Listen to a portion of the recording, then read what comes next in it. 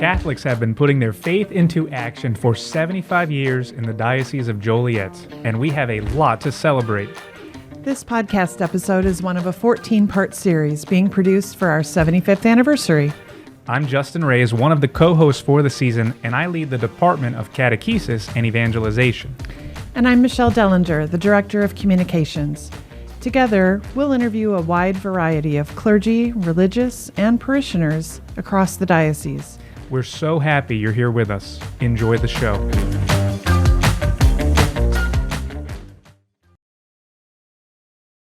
Hello, everyone, and welcome back to the 75th Anniversary Podcast Series. Today, we're talking about vocations, and we're here with the Director of Vocations for the Diocese, Father Stephen Borello.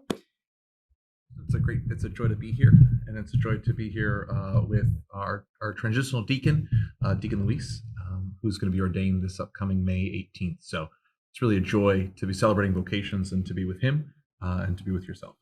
Awesome. Excited to speak with both of you. Deacon Luis especially talk to you about what emotions you're feeling as ordination approaches. But Father, I want to start with you. The word vocation can mean a lot of different things to different people. There are vocational schools, the word is used a lot, but what do we mean as church when we say the word vocation?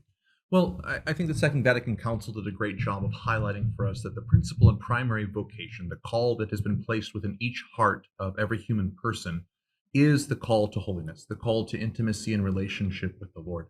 The way oftentimes, though, that we speak of vocation in the church is that secondary calling, where once one is living in this relationship with Jesus and they encounter the love of the Father, the Son, and the Holy Spirit, that love impels them or compels them in many ways then to respond.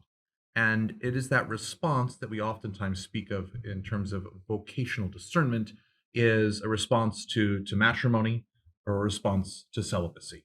And those are really the only two vocations in the church. And then celibacy breaks itself out into religious life, into single persons in the world, and then priesthood. Awesome. Now, how long have you been Vocations Director? I'm in my 6th year now. So. All right. So I'm sure your answer may have evolved and changed over time, but how do you help, the faithful in our diocese discern and discover their vocation as Vocations Director? Well, the very first thing is always about intimacy and relationship with the Lord. You cannot you sometimes have a prompting that you might be called to religious life or to the priesthood. The natural order of things is all of us feel this longing for marriage. So really it begins by helping everyone grow in their relationship with Jesus, the Father, and the Spirit, such that they have what Ignatius calls as an indifference, right? They look at priesthood, they look at marriage, they look at religious life, they look at marriage, really. They look at celibacy and they look at marriage, and they look at both of them and they say, with the Lord Jesus, I would be happy following him into either one of these. Mm-hmm. And it's that indifference that then allows the heart to begin to notice particular movements within itself that leans either towards marriage or towards celibacy. And then once someone discerns that call to marriage, right, then it's like, okay, now we ask the Lord to prepare you for whoever your spouse will be. Mm-hmm. And if it's called to celibacy, then we ask the Lord to help prepare your heart to notice, how is he asking you to live out celibacy? Is it in a diocesan context? Is it in a single celibate man or woman in the world? Or is it in religious life? And then within the context of that, it's oftentimes looking at what are the particular longings and desires of your heart, and that help to inform what the particular way you're called to live that out is. And so principally it begins with helping people learn how to pray, mm-hmm. and then to learn how to discern, and to then learn how to respond. And in that, people oftentimes find where they're supposed to be with great excitement and great peace, and a lot of joy. Like when you know where you're mm-hmm. supposed to be, it is tremendous joy. Oh, yeah. No, I can attest to that as a layperson. That when I was discerning my vocation, it was the best at times and worst at times, as I like to say. But I think, like you said, it's about helping people get to that point of surrender where they say, Lord, thy will be done. And then he really starts to show you where he wants you to be. And a lot of us have obstacles, right, to our vocation. Sometimes it's within the context of our own family of origin. There might be marriage difficulties or divorce somewhere in the family tree that makes even the idea of me being married a challenge that needs to be worked through and healed. Or there might be just fears around loneliness, or fears around fears around a lack of intimacy that sometimes prevents an individual from having that freedom or that openness, that freedom to choose. And to say, oh, like, Lord, like I could live this way if you're calling me this way. Yeah. And so really it's helping people to work through some of those areas where they've experienced hurt or trauma or other things. Then as they work with the Lord through that place and find healing, oftentimes either they realize they're not called to a particular vocation, right, or they realize, no, like really this is where I'm supposed to be. Because I remember in the seminary, we had guys who would be there and all of a sudden, like as they're going through formation in seminary, have an awakening. They'd have an awakening because there was a healing that took place yeah. in their family of origin story. Yeah. And the next thing you knew, they're like, guys, I love you all, but I'm getting married. I'm out. Yeah. And I'm out. And every once in a while you'd be like, why are you leaving? Like, take Come me back. with you. But then it's only because like you're wrestling with your own story, and the Lord though in his goodness is very faithful. So when we give him the space, the time, he guides us and shepherds Certainly. us. So healing on the path to vocation. Yeah, healing is essential on the path to vocation. And we see that in the Gospels too, I think. As Jesus walks with the disciples. Well, Deacon Luis, here we are near the end of your journey into your vocation. So tell us about your story. How did you discover your vocation? Who are some of those key people along the way who helped you to discover it? Well, when I was a teenager, my family didn't go to church. So it was kind of funny because right in front of my house, there was this old lady, Romana was her name. So every day I saw her like going to church, right? Every day. So, but then I saw her like slowly walking and some difficulties. And I thought, I'm going to help her. I'm going to help her. So then I started going to church with her. And then I got to know my pastor. And then I understood what Mass was, what a Catholic church was. So then she was kind of my motivation. I mean, Romana, this old lady. Then I got to know my pastor, and probably he saw me like kind of distracted or confused. And then he started talking to me, my pastor. Then he asked me for help during liturgies, like helping carrying the cross for Mass or bringing the book of the Gospels to put it on the altar. For me, that was like a huge moment. Right? Like just bringing the book of the Gospels to the altar. Then my pastor, Father Jesus Delgado, who is now the vicar for clergy in my diocese in Mexico, was kind of interested in my personality and probably the way he saw me. I don't know, but he also started like, inviting me to the youth group, and so he was like a huge example of vocation in my life.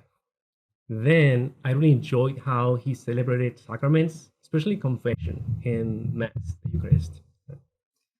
So when I saw him, I usually thought, I really want to be like him. I want to do what he does. But I think something that really convinced me about being a priest was that my pastor, Father Jesus Delgado, he loved helping people, especially poor people. So there was a parishioner in my community in Mexico who was getting blind. And he went to many kinds of doctors in Mexico. Nobody was able to help him. Then my pastor said, well, do you know what? I know that Cuba, they have like these clinics and they are kind of getting some free treatments because they are also kind of, say, an experiment, no? So like new treatments. So maybe we can try, I can help you out, I can pay for you like the flights, and then I can also help you for you staying over there. Right? Well, this parishioner said yes, and my pastor sent him to Cuba, and then he recovered in Cuba. So he was able to recover his sight. He came back, and my pastor never said anything, of course. Everything was kind of a secret. Right? But when this parishioner came back to my community, he started saying, oh, Father Jesus, help me. Father Jesus sent me to Cuba, and now I can see. And of course, God provides, and God was the one helping this parishioner out, right? But then when when I learned that my pastor helped this parishioner in the secret, right? I thought, wow, so the priest can also serve people in a spiritual way, but also in a physical way, because God came to heal people, not only within our soul, in our heart, but also with our body, right? So then I thought, I really want to be a priest. Wow. Just because of my pastor. Amen. So that's how I discovered my vocation. But as I told you, I never went to church before. So no, it was just like it was all because of this lady, Doña Romana, and then my pastor. So yeah, and then I joined seminary in Mexico, and after a few years, I met Father Berg Masters in Mexico City, and then he invited me to come to Joliet, and here I am. What a story. One thing I want to highlight from your story is, Father Borello, from a vocations perspective, we're always thinking, how do we find more vocations? Yeah. But there's not just one thing, right? Your journey, there were lots of people that helped you. Yeah. There were youth group activities for you to participate in. You had priests that inspired you. So, Father Borello, does that jive with the things you hear about what helps encourage vocations? Well, so the recent CARA studies, and really they've been consistent for the last almost 20 years, that 80% of men who are ordained to the priesthood were inspired or invited by a priest. And then the second largest contributing factor are altar servers. That almost 80% of those men also were altar servers in junior high and in high school or in college. And it was the inspiration and the witness of the priest, and it was the inspiration of being so close to the Blessed Sacrament, both which inspire and open the heart to receive and to listen and to hear this call, to respond to the love the Father has for them. Yeah, that encounter. So Deacon Luis, going back to your journey, how about, once you arrived here and then there was a change in vocations director. What was the rest of the journey like once you came to America and then started going through the process over here? Yeah, well, I was invited by Father Bergmasters Mexico City. And when I came to Joliet, Father Borello was in charge. So Father Borello has been accompanying me in this journey, right? In transition, because it has been also kind of, well, not difficult, but interesting. Yeah. Right? Because the culture, language. When I came here, I didn't speak any English. So the diocese... Your English is very good. Thank you. Yeah. So the Diocese of Joliet, of course, paid for my English education in the UIC in Chicago. And then after 9 months, I was sent to Mondaline. And well, the Diocese of Joliet has been able to support me. And of course, that's why it is important that all people in the diocese support the Office of Vocations, right? Because that's the way we are helped in order to become a priest. So it has been a great journey. I have found many priests friends who has been able to support me and to teach me also, not only about English, but also about the culture and how the diocese works too. So it has been a beautiful journey. Well, thank you for saying yes. Thank you on behalf of the diocese for your vocation and responding. We know it's going to be a big celebration May 18th. You're the only one getting ordained that day. Think about the journey you've been through, all the people that helped you. What thoughts are going through your head or emotions you're feeling as this day approaches? Well, I'm excited. Now, I say I have been in formation for 13 years now within Mexico and Joliet, right? So I'm just excited. I'm ready to work. I really want to be in a parish doing ministry. Right? I'm longing for that. I'm ready to work. I'm so happy for that. I just want to extend the invitation to everybody. Since I will be ordained May 18th, 11 a.m., Joliet's Cathedral. Everybody is welcome to join us. I will be the only one to be ordained. So I also don't want to have the cathedral empty. Please join me. Yeah, we don't want it empty either. You have worked too hard for that. And my whole family is in Mexico, so only around 10 people will be able to come. So yeah, it's open to everybody. Please join us. Well, May 18th, 11 a.m. Let's pack the church for Deacon Luis in this joyous day. Father Borello, what's it like for you? You journey with these men, and you've been for half of that long journey just about with Deacon Luis. What's it like for you as you watch him get ready for the big day? Well, I think that it's always amazing. I think it's like a father watching his child grow and mature into the person that God created them to be. Like I think oftentimes we try to carry certain aspects that we think people want us to see, and part of going through seminary and going through formation Taking is the mask is off, taking the maybe. masks off, so that Deacon Luis can simply be the man that the Father has called him to be and created him to be in the very beginning. Yeah. So he doesn't have to put on airs, as we might say. But really, it's been a joy to watch him to grow and to develop and to heal. Because in his story, there are just very difficult moments in his story, which he didn't share with us, but were places where the Lord really came to meet him and healing. And as I mentioned early on, like it's that healing that really transforms the heart to be able to say yes to the invitation. And Deacon Luis has been an example of a docility to the Lord in that, and really leaning into those places in his story and letting the Lord heal. And so there's a great pride in my heart for him. There's a great joy and a great excitement that he and I will be brothers in this diocese together. And I have a great hope too that he'll be a great agent of vocations for the Latino community in our diocese, which is very large. So just to have another co-worker in the vineyard of cultivating the hearts of men to respond to that invitation of Jesus Christ, to say yes to priesthood, and to say yes to the love of the Lord in that very special way. So really, it's pride. It's a lot of joy and a lot of gratitude for God, and to Deacon Luis for his yes, for his docility, and also for his honesty. Yeah. Right. The feedback that he gives me, it's a beautiful give and take, and just a maturation, I think, in our relationship over the course of the years, from in a sense him seeing me as a boss to really seeing me as a friend, one who can accompany him on the journey. It's almost like that father-son dynamic that changes over time, right? You start to become more of a friend with your father as you get older. So what a beautiful thing. I just want to touch on that aspect you mentioned of healing, that we all need that.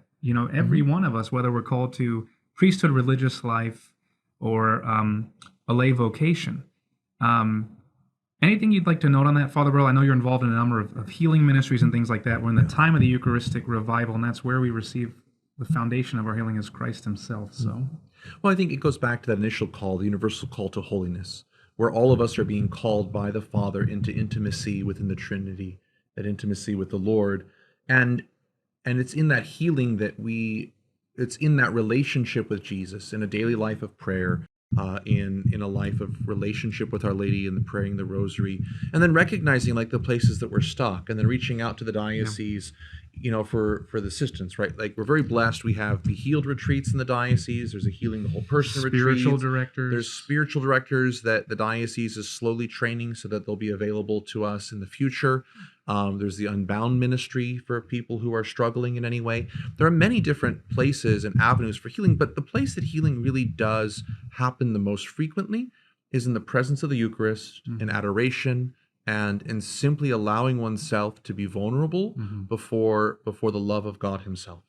And that's where I have seen the greatest healing take place in my own life, in the life of our seminarians, and in the life of those who I have worked with. It's in the presence of the Blessed Sacrament, in that openness of heart to the intimacy and the love of Jesus. We all have bumps and bruises, and that's okay. The Lord wants to work with us through those things. Another question for you, Father. What are some of your greatest joys, and maybe a challenge or two, of being director of vocations? Give us a little window into your world. Yeah, I think the greatest joys are helping people say yes. So my whole vision of vocation work is that it's my job to help the individual in front of me find the freedom to respond to the God's call in their life, right?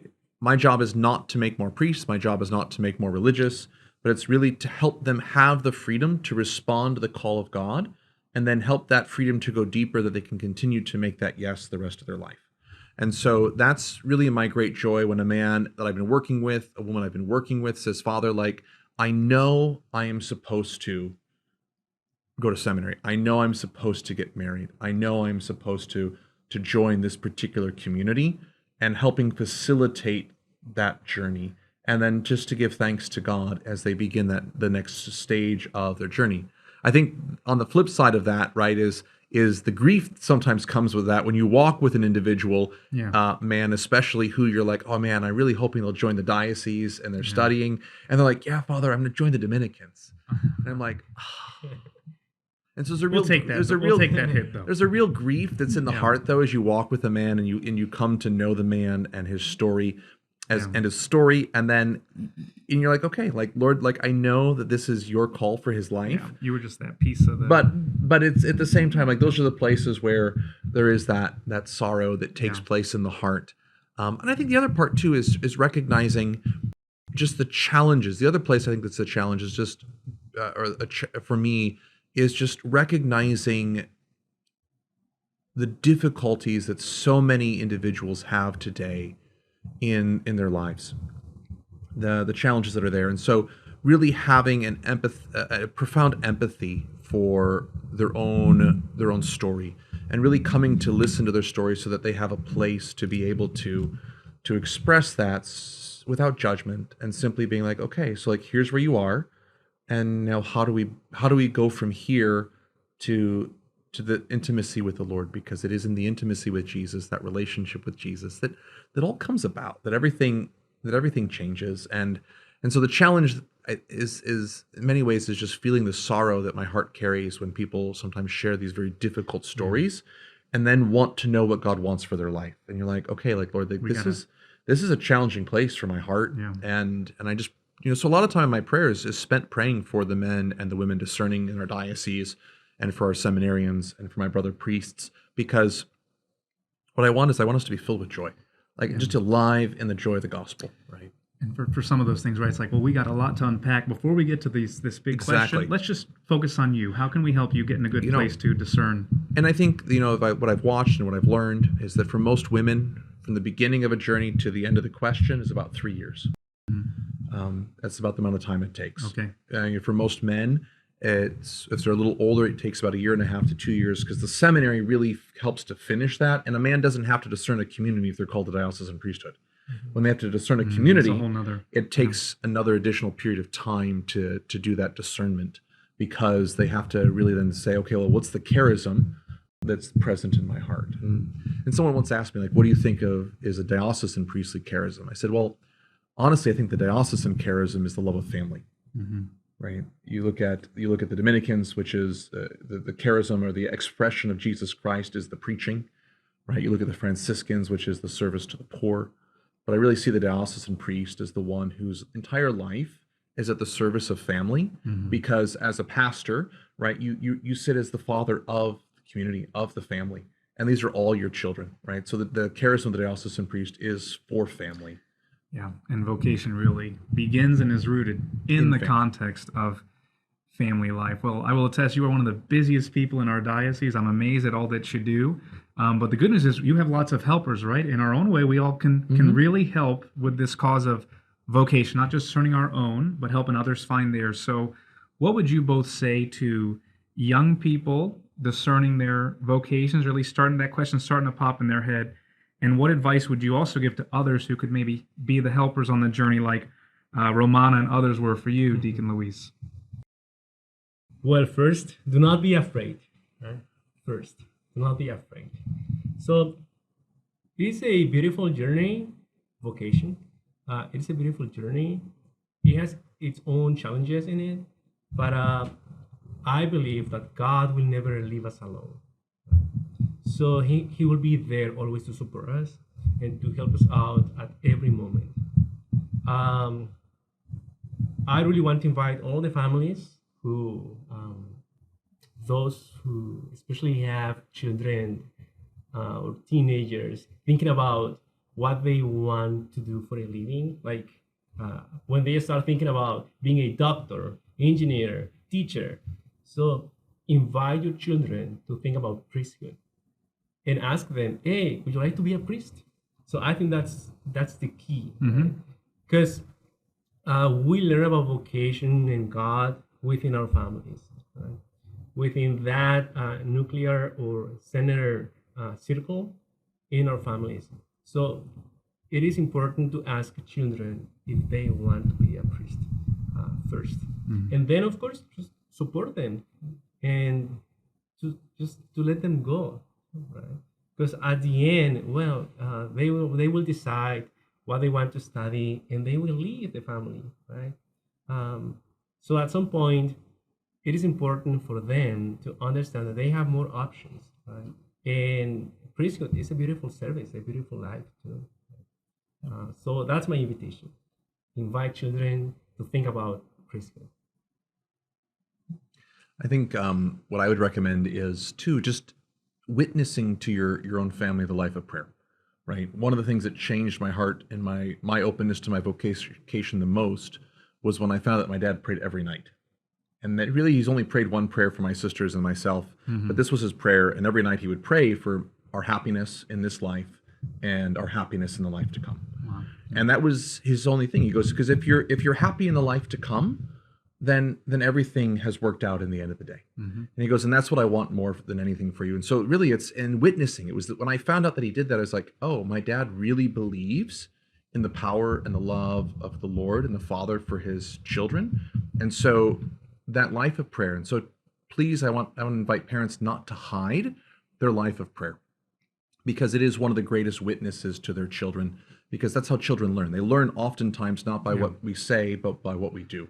Yeah. And so that's the first thing I would say. And the second thing then along with that is to invite them into the life of prayer. Invite them to join you on occasion when you go to adoration, to join you for confession.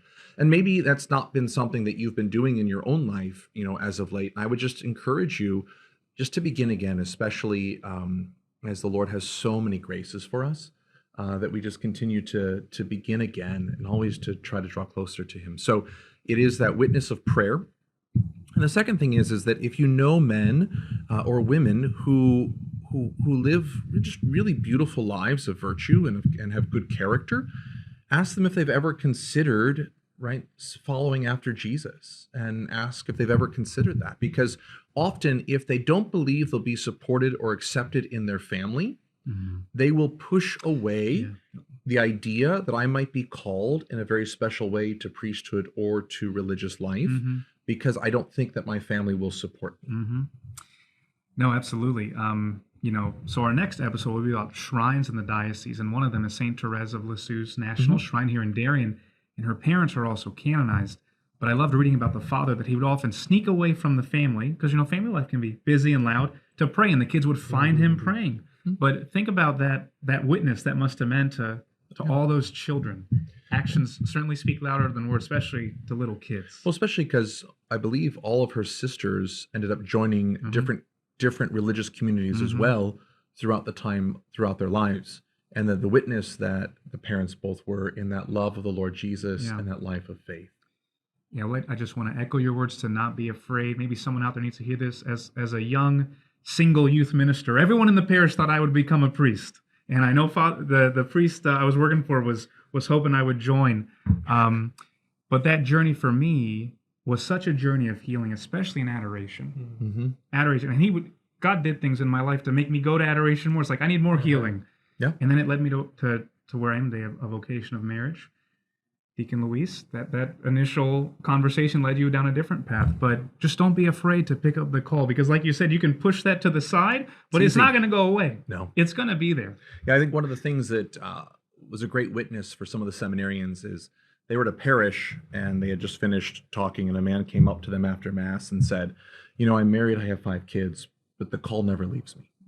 Right? And it's like, he knows, he goes, and the Lord supports me, and this is where I am, and I love my family. Yeah. But the invitation is real if the man is called. And so I just to your echo you, Justin, is that, it is real, and it's worth pursuing, even at the end of the day, if the answer is no, right? Because the whole fact that if you pursue this, you're going to discover more who you are as an individual, more the man that God created you to be, more the woman that God created you to be, so that you can respond more freely and more fully. And so just to follow those initial promptings, because the fruit of it is always, always greater. That's why I describe my journey. Maybe you can relate to this, Deacon Luis. The best of times and the worst of times. Because at one point I was very anxious, and I go and talk to a priest I was very close with, and he said, how often when you pray do you actually sit in silence and listen to God? Yeah. Said, you can do that? Oh, I thought I just said things, right? But maybe just the last question for you, Deacon Luis, is how did your relationship with God through prayer change over this journey from the very beginning when Romana, walks you down to the church to today and getting ready to be a priest of Jesus Christ? I think my spiritual life, my prayer life has evolved like in a certain way. As you said, at the beginning, I was just like talking to God and asking asking more and more and more and more. And I was kind of never happy because I was always asking more. Mm-hmm. Right? And it's like, I just went, dumped everything on God and then, okay, see ya, bye. Yeah. But now my understanding is like, He knows what I need. Right? So now I just gotta come to Him, sit down and listen to Him. So now silence is really part of my prayer. And I bring my concerns, but at the end, I don't ask for anything. Mm-hmm. I only say, okay, God, I'm going through this situation. Mm-hmm. God, Mm-hmm. I have this problem. Or God, thank you so much for this. And then I sit down and just listen to Him. Mm-hmm. Right? And little by little, He's showing me a path. Mm-hmm. He's, arranging things around me, and then suddenly everything is fine. Mm-hmm. Right? So that's, I think that's how God reacts to our prayer. Yeah. And mine is only, for now, silence. That's beautiful. Well, I know this episode's airing during Lent. Great time to get more silence. Exactly. The church globally will be focusing on prayer in the coming year as well. So great reminder, we all have access to that. All of us listening, God is right there, even if you're driving in the car and listening. He's right there and wants to have that relationship with you. So thank you both again for coming and talking with us. There's so much more we could talk about. Thank you for the invitation. Oh, yes. And everyone, let's pack that cathedral, May 18th, 11 a.m. And then we also have a transitional deacon ordination in between now and then, right, Father? Right. So that'll be March 9th at 11 a.m. at the cathedral. So again, all are welcome to that as well. So please join us for these really, truly beautiful liturgical events in the church, in our diocese, and they're just great celebrations as well. Well, thank you both. That's all the time we have for in this episode. Be sure to listen or watch every month on the first Monday of the month. Next month, we talk about shrines in our diocese. God bless. God bless. Thank you.